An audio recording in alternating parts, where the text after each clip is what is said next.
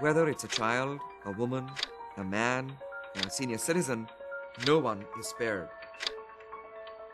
Road traffic crashes around the world take the lives of over 1.2 million people each year, and between 20 and 50 million suffer non-fatal injuries. This means that approximately every second, someone is injured, and every 30 seconds, a victim dies.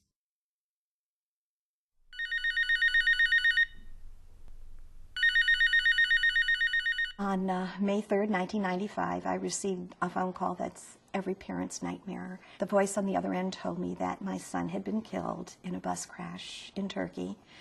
I later found out much more about it. I discovered that he was killed along with 22 other people on the bus, that the driver was speeding down the wrong lane of a narrow two-lane highway with no guardrail and a dangerous curve. The driver rode the vehicle.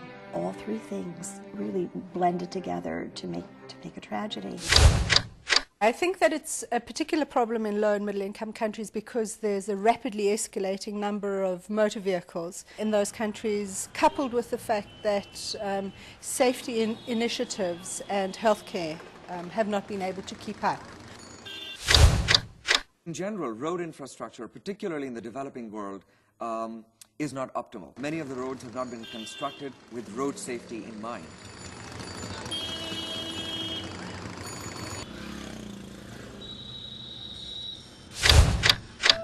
Close to 6 years ago, in September 2003, I was involved in a road crash. A drunk driver knocked at the vehicle that we were in, and we overturned several times. We were all thrown out of the vehicle, and two of my friends passed away on the spot, one of who was my best friend. After my injury, I became quadriplegic, paralyzed from the shoulders down, and confined to a wheelchair. We were not wearing seat belts, all of us were thrown out of the vehicle, and if seat belt laws were also strictly enforced, I probably would not be on a wheelchair. It is not only the 9th largest killer, it's a preventable one. We funded a study to look at where traffic deaths are, what kinds of transportation people use. What we now have is the data to go to governments and say, look, these are the number of your citizens who are dying, and here's what you can do about it. Nearly half of road traffic crash victims are what we call vulnerable road users.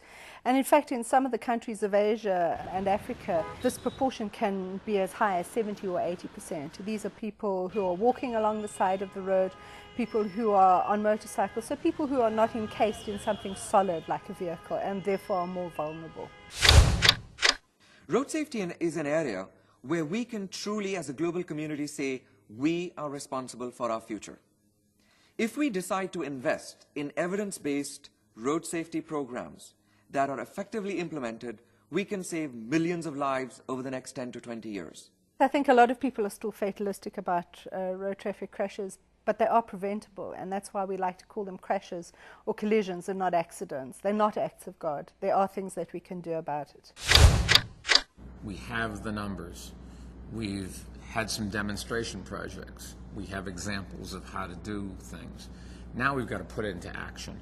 The next challenge is to bring it to the attention of those who can implement change, and also to bring it to the attention of those who are the victims, and maybe they can demand change. Much can be done to reverse this epidemic. There are a number of relatively simple interventions that can be put in place that will save lives every second of every day.